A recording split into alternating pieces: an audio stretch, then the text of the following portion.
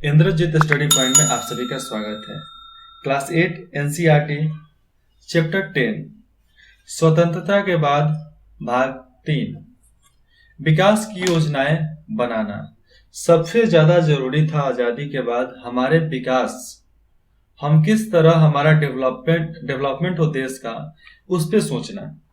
और जो हमारे उस समय युवा थे, जो नेता थे, जो पार्लियामेंट में बैठकर अपना संसद भवन में संविधान लिखा जा रहा था, तो उस समय ये लोग सोच रहे थे कि विकास के लिए हमें क्या करना चाहिए। राज्य सरकार से संबंधित ध्यान दें कि राज्य शब्द का यह अर्थ देश के विभिन्न राज्यों का प्रांतों से नहीं है। राज्य शब्द का अर्थ हर राज्यों के प्रांतों से नहीं है। पहले राजवाड़े होते थे, आज भी बहुत जगह पर राजवाड़े हैं। आज आप राजस्थान में चल जाओ तो 10 से 15 राजवाड़े अभी भी हैं, जो अभी भी उनके पास करोड़ों की संपत्ति है, अरबों रुपया दान करते हैं। हम भी जाएंगे कभी दान लेने के लिए, तभी तो एक अच्छा कोचिंग इंस्टीट्यूट खोल सकता हूं। विकास की योजनाएं बनाना।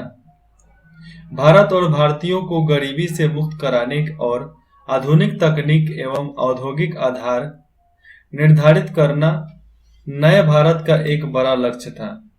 नए भारत का एक बड़ा लक्ष्य था कि हम उसे कैसे ठीक करें, कैसे विकास में लाएं अपने देश को।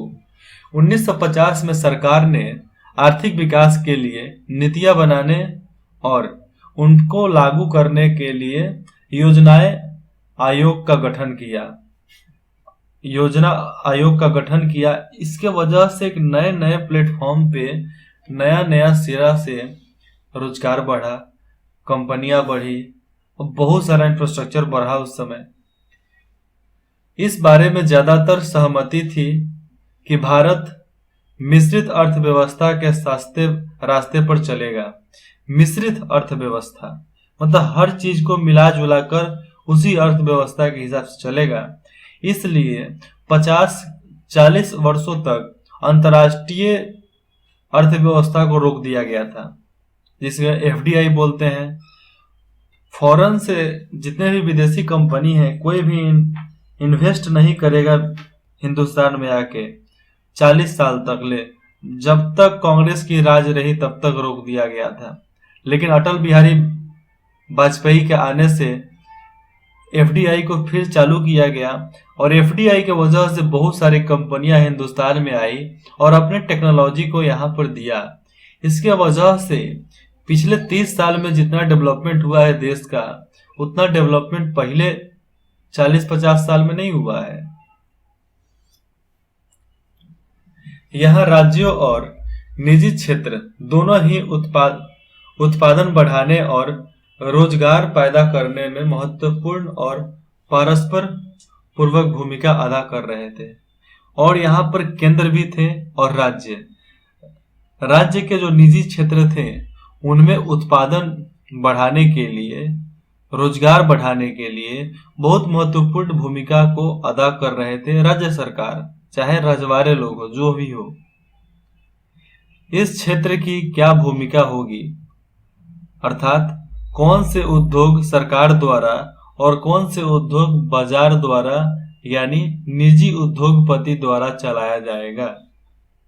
विभिन्न क्षेत्रों और राजाओं के बीच किस तरह का संतुलन बनाया जाएगा, इन सबको परिभाषित करना योजना आयोग का काम था। और जो भी काम करना है ये योजना आयोग का काम था कि आप करो। आज भी फॉरेन एफडीआई मिनिस्टर होता है, फॉरेन मिनिस्टर होता है, जिसके सिग्नेचर के वजह से ही एफडीआई नियम लागू हुआ। बहुत सारे इंफ्रास्ट्रक्चर बाहर से आते हैं तो पहले वो कमीशन खाता है। अच्छा हो तो ठीक है, देश के लिए देगा। जो भी फंड लेता है, कमीशन लेता है, देश के अकाउंट में ले तो ठीक है, आरबीआई के अकाउंट में ले तो ठीक है, और नहीं तो लूटने का काम करेगा तो लूट भी करेगा, कोई बचा नहीं सकता उसको। ये देखो चित्र 7, गांधी सागर बांध पर चल रहा काम। मध्य प्रदेश स्थित चंबल नदी पर बनाए गए 4 बांधों में से यह पहला था। इसका निर्माण 1960 में पूरा हुआ और 1960 में देखो बांध बन रहा है पानी को रोकने के लिए। ऐसे हम लोग हिंदुस्तानी टेक्नोलॉजी में तो बहुत आगे हैं, पीछे तो थे नहीं। बहुत लोग बोलते हैं कि भारत गरीब था, भारत के लोग गरीब थे इसलिए हम गुलाम थे, लेकिन ये बात गलत है। अगर हम बर्बाद ही होते, गरीब ही होते, तो बाहर के देश के लोग हमारे पास क्यों आते हैं? अंग्रेज यहाँ पे क्या अचार डालने के लिए आते हैं? ये जानना भी जरूरी है। फिर उसके बाद 1956 में दूसरी पंचवर्षीय योजना तैयार की गई और 1956 में उस समय दूसरी पंचवर्षीय योजना को शुरू किया गया। इस योजना में इस्पात जैसे भारी उद्योग और विशाल बांध परियोजनाएं आदि पर सबसे ज्यादा जोर दिया गया। ये काम सरकारी नियंत्रण के अंतर्गत रखे गए। भारी उद्योग पर यह जोर और अर्थव्यवस्था की राज्य निर्माण की कोशिशें अगले कुछ दशकों तक आर्थिक नीति को प्रभावित करती रही और ये लोग आर्थिक नीति को प्रभावित करते रहे पंचवर्षीय योजना के साथ, चाहे वो सरकार हो, चाहे राज्य नियंत्रण कोशिशें हो, जो भी हो, लेकिन आर्थिक नीति को बढ़ाने के लिए, प्रभावी बनाने के लिए बहुत सारे कदम उठाए गए। अब कदम उठाए गए इसका मतलब नहीं कि पैर उठा कर एक डेग चल दिए, मतलब बहुत सारे स्टेप लिए गए कि हमारे राज्य और देश के भलाई के लिए क्या क्या किया जा सकता है। इस पद्धति के बहुत सारे समर्थक थे तो कुछ मुखर विरोधी भी थे। बहुत लोग समर्थन में थे लेकिन कुछ लोग विरोधी जरूर थे। कुछ लोगों को लगता था कि इस प्रणाली में खेती पर पर्याप्त जोर नहीं दिया जा रहा है। मतलब कुछ लोगों को लगता था कि खेती पे जोर नहीं दिया जा रहा है। अरे भाई, बांध बन जाएगा, नाला बन जाएगा, नहर बन जाएगा, सिंचाई का कारोबार चालू हो जाएगा, काम चालू हो जाएगा, तब ना कोई खेती पर काम करेगा। जब ये कुछ नहीं है तो खेती पर काम करना तो मुश्किल है। अब ये बना, उसके बाद से बहुत ज्यादा काम चलाया गया था। पंचवर्षीय योजना पर नेहरू का विचार। प्रधानमंत्री पंडित जवाहरलाल नेहरू योजना प्रक्रिया के भारी समर्थक थे। उन्होंने विभिन्न राज्यों के मुख्यमंत्रियों के नाम लिखे। अपने पत्रों में नियोजन के आदर्शों और उद्देश्यों की व्याख्या की है। 22 दिसंबर 1952 के एक पत्र में उन्होंने लिखा था, पंचवर्षीय योजना के पीछे भारत के एकता और देश के विभिन्न जनसमूहों के विराट आपसी सहयोग का असाधारण निहित है। हमें यह बात हमेशा याद रखनी चाहिए कि इस प्रक्रिया में सिर्फ सरकारी तंत्र का ही महत्व नहीं होता, बल्कि जनता के उत्साह और सहयोग का महत्व इससे भी ज्यादा है। हमारे लोगों को एक विशाल उद्योग में साझेदारी का उत्साह उन्हें अपने अगले उद्देश्य की ओर बढ़ते सहयात्री जैसे एहसास होना चाहिए। बेशक योजना बहुत सारे अर्थशक्तियों, सांख्यिकी विशेषों और ऐसे ही दूसरे लोगों की गणनाओं पर आधारित हो सकती है और होगी, परंतु केवल आंकड़ों और संख्याओं से, हालांकि यह महत्वपूर्ण है, ये किसी योजना में जीवन पैदा नहीं करते। जीवन का यह उच्छ्वास तो कहीं और से आता है। मतलब जीवन पैदा करने का यह स्रोत तो कहीं और से आता है। अब यह हमारी जिम्मेवारी है कि ठंडे अक्षरों में लिखी योजना को एक ऐसा जीवंत, गतिशील उद्यम बना दे कि वह लोगों की कल्पनाओं को साकार कर सके। जो लोगों की कल्पना है, जो लोगों की सोच है, जो लोग सपना देखे हैं उसको साकार कर सके। बगल में देखो राइट साइड में चित्र 8, भिलाई इस्पात या संयंत्र में जवाहरलाल नेहरू। भिलाई स्थित इस्पात कारखाने की स्थापना 1959 में तत्कालीन सोवियत संघ की सहायता से की गई थी। छत्तीसगढ़ के पिछड़े ग्रामीण इलाके में स्थित यह कारखाना आधुनिक भारत के विकास का एक महत्वपूर्ण प्रतीक बन गया था। और यह जमशेदजी टाटा का ही था, दूसरे किसी का नहीं था। कुछ लोगों का कहना था कि प्राथमिक शिक्षा के अपेक्षा हो रही है। कुछ अन्य लोगों का मानना था कि आर्थिक नीतियों के कारण पर्यावरण पर पड़ रहे प्रभावों पर उचित ध्यान नहीं दिया गया है। महात्मा गांधी की अनुयायी जितने भी उसके साथ थे, मीरा बहन ने, जो महात्मा गांधी के साथ रहती थी, मीरा बहन ने 1949 में लिखा था, विज्ञापन और मशीनरी के द्वारा उसे मानवता को कुछ समय तक भारी फायदा हो सकता है, लेकिन आखिरकार तबाही ही मिलेगी।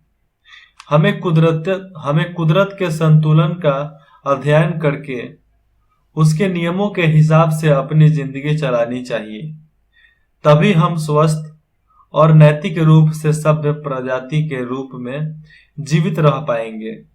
सभ्य प्रजाति, इज्जतदार प्रजाति। गतिविधि, ये आपको प्रोजेक्ट है जिसको सबमिट करना है। डिस्क्रिप्शन में नंबर दिए गए हैं, उस पे आप इसको सबमिट कर सकते हैं अपने नाम, अपने एड्रेस के साथ। क्या मीरा बहन की यह मान्यता सही थी कि विज्ञान और मशीनरी मानव सभ्यता के लिए समस्याएं खड़ी कर देगी? इस बात पर अपनी कक्षा में चर्चा कीजिए। इस चर्चा के लिए आप औद्योगिकी प्रदूषण और जंगलों को विनाश से हमारी दुनिया पर पड़ रहे प्रभाव जैसे उदाहरणों के बारे में सोच सकते हैं। इसके बारे में आप लिखो, पहले बातचीत करना क्लास में, फिर इसके बारे में लिखना और उसको क्लिक करके दिए गए व्हाट्सएप नंबर पे आप इसको सबमिट कर सकते हैं। चेक करके आपको रैंकिंग भी दे दिया जाएगा।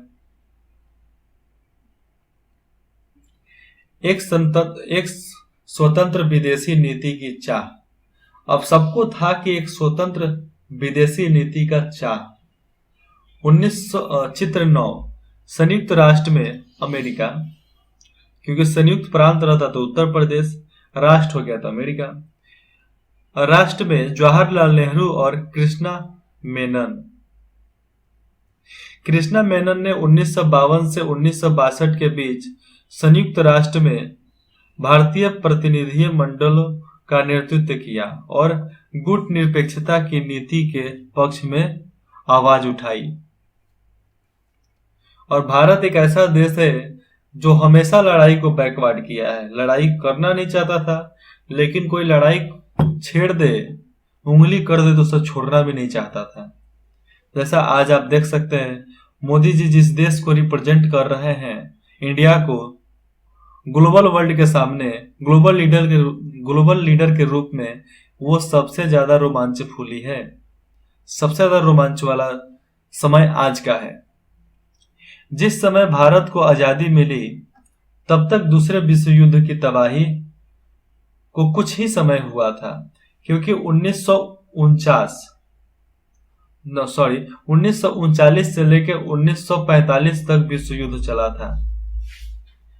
1945 में गठित की गई नई अंतर्राष्ट्रीय संस्था संयुक्त राष्ट्र। इसी अंतर्राष्ट्रीय संस्था के अंदर सब देश आते थे, जिसको आज भी नाटो देश बोलते हैं। अभी अपने 100 काल में थी। 100 काल मतलब बच्चे काल में, नवजात। 1950 और 1960 के दशक में शीत युद्ध का उदय हुआ। शक्तिशाली देशों के बीच प्रतिद्वंदी पैदा हुए और अमेरिका और सोवियत संघ के बीच वैचारिक टकराव गहरे होते गए। जितने भी टकराव थे वो सब गहरे होते गए। फलस्वरूप दोनों देशों ने अपने अपने समर्थक देशों को मिलाकर सैनिक गठबंधन बना लिया। यही समय था जब औपनिवेशिक साम्राज्य जितने भी थे ध्वस्त हो रहे थे और बहुत सारे देश स्वतंत्रता प्राप्त कर रहे थे, आजादी प्राप्त कर रहे थे। प्रधानमंत्री जवाहरलाल नेहरू नव स्वाधीन भारत के विदेश मंत्री भी थे। नया भारत के विदेश मंत्री भी थे। कौन? पंडित जवाहरलाल नेहरू। एक साथ दो दो पोस्ट संभाल रहा था, प्रधानमंत्री का और विदेश मंत्री का। उन्होंने इस संदर्भ में स्वतंत्र भारत की विदेश नीति की रूपरेखा तैयार की। गुट निरपेक्ष आंदोलन इसी विदेश नीति का मूल्य आधार था। मिस्र, युगोस्लाविया, इंडोनेशिया, घाना, भारत के राजनेताओं के नेतृत्व में गुट निरपेक्ष आंदोलन में दुनिया के देशों से आह्वान किया कि वे इन दोनों मुख्य सैनिक संगठनों में शामिल न हो। और भारत बोला, भारत इंडोनेशिया, युगोस्लाविया और मिस्र ये बोले कि ये दो देशों में आप शामिल ना हो, अपना अलग बनाएंगे। इसीलिए नाटो का उस समय बात चला और नाटो ही बना। नाटो में करीबन अभी के समय में 160 देश के करीब में आता है, 160 देश। ऐसे आज के रेशियो क्या है, आप इसको बता सकते हैं कमेंट में करके। परंतु गठबंधनों से दूर रहने की इस नीति का मतलब अलग थलग या तटस्थ रहना नहीं था। मतलब अलग थलग या अपना एक राज्य बनाने का मतलब नहीं था। अलग थलग रहने का मतलब कि विभिन्न देश अंतर्राष्ट्रीय मामलों से दूर रहें। जो बहुत सारे देश हैं जो अंतर्राष्ट्रीय मामलों से दूर रहें, जबकि भारत जैसे गुट निरपेक्ष आंदोलन चालू हुआ।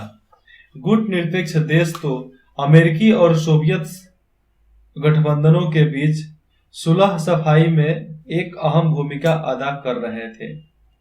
और गुट निरपेक्ष में जो भी आते थे वो बिचवनिया हो जाते थे, ना इधर के ना उधर के, ये बीच में हो जाएंगे। जैसे में आज के लोग अगुआ होते हैं, दलाल होते हैं। अब दलाल, सबको दलाल सुनना अच्छा नहीं लगता है, अब डीलर बोलता है सब, प्रॉपर्टी डीलर, फूड डीलर, क्या क्या डीलर, मैरिज डीलर, शादी कराने वाले को बोलते हैं, नाम मेरे को याद था लेकिन भूल गए हैं। हिंदी में बिहार यूपी बिहार में बोलते हैं अगुआ, और इंग्लिश में उसको मैरिज ब्रोकर बोलते हैं। पहले बोलते थे दलाल, बिचवनिया, लेकिन अब तो थोड़ा इसमें शर्मिंदगी लगेगा ना सुनने में, इसलिए नया शब्द नया लगा रहे हैं। इन देशों ने युद्ध को टालने के प्रयास किए जितने भी गुट निरपेक्ष में थे, और अक्सर युद्ध के खिलाफ मानवतावादी और नैतिक रवैया अपनाया। परंतु विभिन्न कारणों से भारत सहित बहुत सारे गुट निरपेक्ष देशों को युद्ध का सामना करना पड़ा। और दूसरा नहीं करेगा, अपने में झगड़ा हो जाएगा तो क्या कर सकते हैं भाई, उसके लिए तो लड़ना पड़ेगा। जैसे हिंदुस्तान पाकिस्तान से हमेशा लड़ते रहता है, चाइना से लड़ते रहता है, वैसा ही हाल था पहले भी। 1970 के दशक तक बहुत सारे देश गुट निरपेक्ष आंदोलन के सदस्य बन चुके थे, जिसमें देखिए बीच में पंडित जवाहरलाल नेहरू खड़ा होकर भाषण दे रहे हैं। चित्र 10, बंडुग। इंडोनेशिया में एशिया और अफ्रीका के नेताओं की बैठक 1955, जिस जमाने में ना ढंग से जहाज था ना ढंग से एरोप्लेन था। उस जमाने में लोग टाई पहना करते थे। टाई का मतलब क्या है, उन लोगों को सर्दी होती थी, नाक पोंछने के लिए कुछ तो चाहिए, तो कपड़े का लट्ठा लगा दिए कि नाक पोंछते रहेंगे। आज हम उसको स्कूलों में डाल दिए कि टाई। ऐसे भी हम लोग जब क्लास में थे तो नाक ही पोंछते थे। इस प्रसिद्ध सम्मेलन में 29 से ज्यादा नौ स्वाधीन देशों के प्रतिनिधित्व ने इस बात की चर्चा की थी कि अफ्रीका एशिया के देश उपनिवेशवाद और पश्चिमी प्रभुत्व के विरोध अपने प्रयास किस तरह जारी रख सकते हैं, और सब अपने अपने विरोध प्रभुत्व को अपने प्रयासों के जरिए उसको सुधारना चाहते थे। चाहे नहीं सुधरे चाहे सुधरे, उसके लिए प्रयास करने में क्या जाता है। अरे फेल होंगे, एक बार फेल होंगे, दो बार फेल होंगे, तीन बार फेल होंगे, चार बार होंगे, कितना बार फेल होंगे? अरे 100 बार फेल होंगे, कभी ना कभी सीखेंगे ना कुछ ना कुछ। राष्ट्र के 60 वर्षों के बाद जब देश आजाद हुए, 60 इयर्स हो चुके थे, 60 साल। 15 अगस्त 2007 को हमने एक स्वतंत्र राष्ट्र के रूप में अपनी 60वीं वर्षगांठ मनाई। मैरिज एनिवर्सरी नहीं, एनिवर्सरी बोलते हैं, केवल एनिवर्सरी मनाई। 60वां 60 नंबर। इस दौरान हमारे देश का प्रदर्शन कैसा रहा? संविधान में तय किए गए आदर्शों को हम किस हद तक साकार कर पाए? भारत अभी भी एक और लोकतांत्रिक राह पर चल रहा था। यह गर्व करने लायक उपलब्धि है। बहुत सारे विदेशी परीक्षकों का मानना था कि भारत एक देश के रूप में ज्यादा समय तक टिक नहीं पाएगा। ये बहुत लोग, विदेशी जितने भी परीक्षा लेने वाले लोग थे, ये मानते थे। उन्हें लगता था कि भारत का प्रत्येक क्षेत्र या भाषीय समूह अपने अलग अलग राष्ट्र का मांग करेगा और उसके टुकड़े टुकड़े हो जाएंगे। टुकड़े टुकड़े तो नहीं हुए, लेकिन एक राष्ट्र में राज्य बन गए। कुछ विशेषज्ञों को मानना था, रिसर्चर, कुछ विशेषज्ञों को लगता था कि भारत सैनिक शासन के कब्जे में आ जाएगा, परंतु ये सारी आकांक्षाएं निर्मूल साबित हुई, बिना काम का साबित हुआ। आज देख लो, जहां अमीर है वहां गरीब है, क्योंकि अमीरों को चलाने का काम करता है तो गरीब। अगर मुंबई से धारावी को हटा दिया जाए तो पूरा मुंबई के लोगों, अमीर लोगों का तो हालत खराब हो जाएगा, क्योंकि घर का चूल्हा चौका, बहुत सारा काम करना, नौकर का काम करना, मैनेजर का काम करना, ये सब लोग आते हैं तो धारावी से ही आते हैं। पढ़े लिखे हो तो मैनेजर बनेंगे, नहीं पढ़े लिखे हो तो सर्वेंट बनेंगे। अब तो पढ़े लिखे ग्रेजुएशन सर्वेंट चाहिए हर किसी को, क्योंकि अमीन जमीन भी जो बनाना है, जैसे में फास्ट फूड। परंतु ये सारी आकांक्षाएं निर्मूल साबित हुई। आजादी के अब तक 13 आम चुनाव हो चुके हैं और राज्यों तथा स्थानीय निकायों के लिए सैकड़ों चुनाव हो चुके हैं।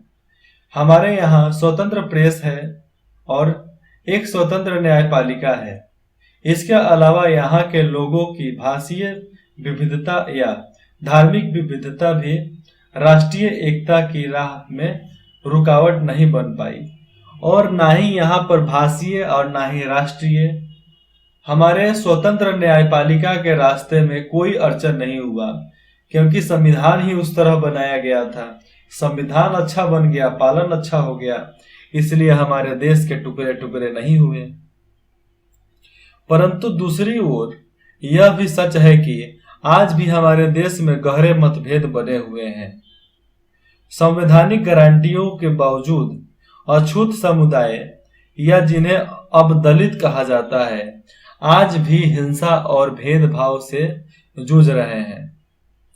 ग्रामीण भारत के बहुत सारे भागों में अभी भी वे साझा जल स्रोतों, मंदिरों, मैदानों और अन्य सार्वजनिक स्थानों का इस्तेमाल नहीं कर पाते हैं, नहीं कर सकते। संविधान में दिए गए धर्मनिरपेक्ष आदेशों के बावजूद बहुत सारे राज्यों में विभिन्न धार्मिक समूहों के बीच कई बार टकराव हो चुके हैं। जैसे मैं बता दूं, बिहार में ऐसे बहुत सारे जिला है जिसमें आज भी अछूत मानते हैं। उत्तर प्रदेश में भी है, आंध्र प्रदेश में भी है, तेलंगाना में भी है, केरल में भी है, कर्नाटक में भी है, गोवा में नहीं है। गोवा में अछूत नहीं है क्योंकि उसमें तो हाथी चूके एरिया ही है। महाराष्ट्र में अभी भी है, गुजरात में है, राजस्थान में है, पंजाब में है, ऐसे मानो तो हर प्रांत में है। छुआछूत अभी हर प्रांत में है, लेकिन कम है, बहुत कम है, लेकिन फिर भी है। बहुत सारे जंगलीय क्षेत्र जो है कर्नाटक, केरल के और छत्तीसगढ़, उड़ीसा के, इसमें आज भी छुआछूत तो बहुत ज्यादा चलता है, और नहीं चले ऐसा हो ही नहीं सकता है।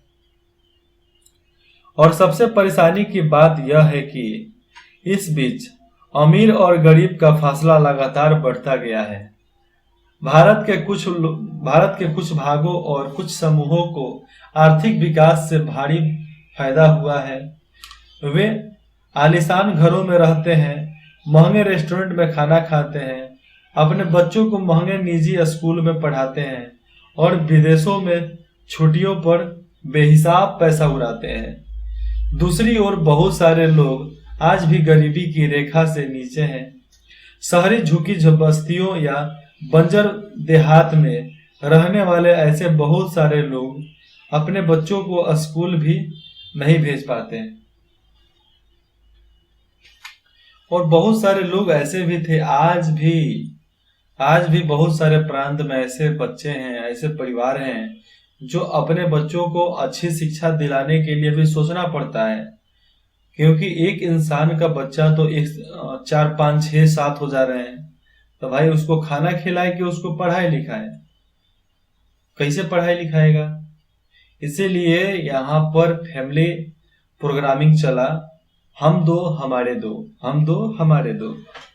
आज तो आप सब निब्बा निब्बी हो, पता ही है, बताने का तो कोई फायदा ही नहीं है।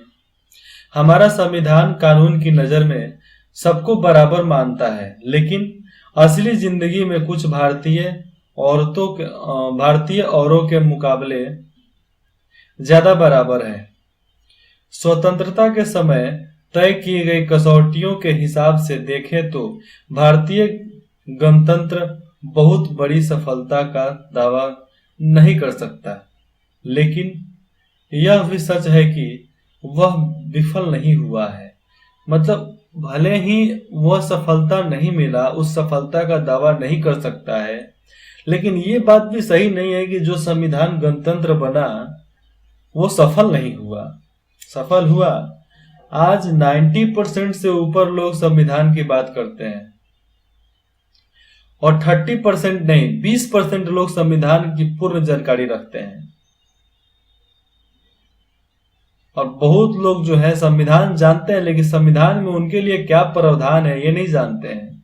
संविधान जानते हैं, लेकिन संविधान के जरिए उनको क्या करना है ये नहीं जानते हैं। संविधान में लिखा है कि ईमानदारी सबसे अच्छी नीति है, और यहाँ पर लोगों को समय मिलता है तो वो रेलवे फाटक के नीचे से निकल जाते हैं। ये है इनकी इंसानियत, ये है इनकी ईमानदारी।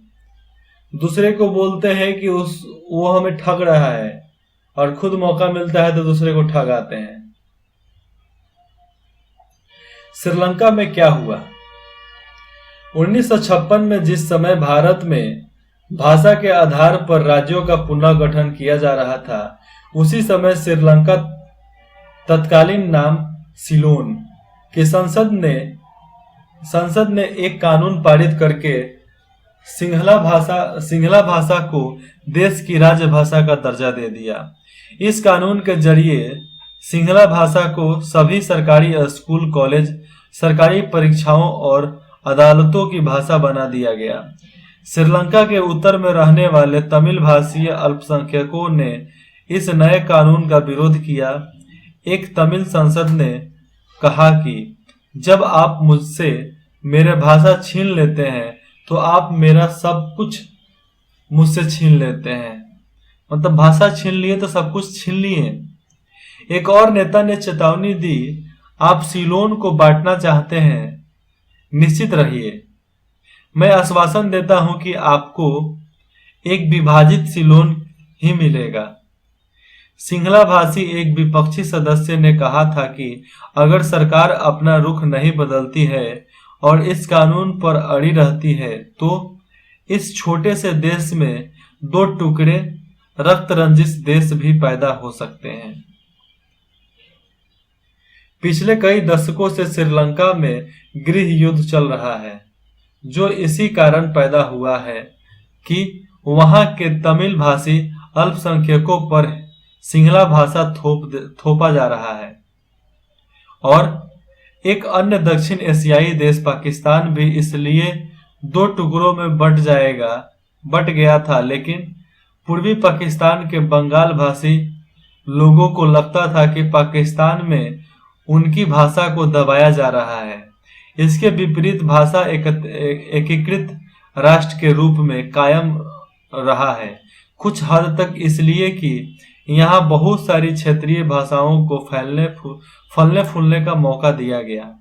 अगर हिंदी को उसी तरह दक्षिण भारत पर थोप दिया जाता जिस तरह पूर्वी पाकिस्तान पर उर्दू, उत्तरी श्रीलंका पर सिंहला भाषा को थोप दिया गया, तो शायद भारत के गृह युद्ध उछल कर बिखर जाता, गृह युद्ध बढ़ता और भारत के टुकड़े हो जाते।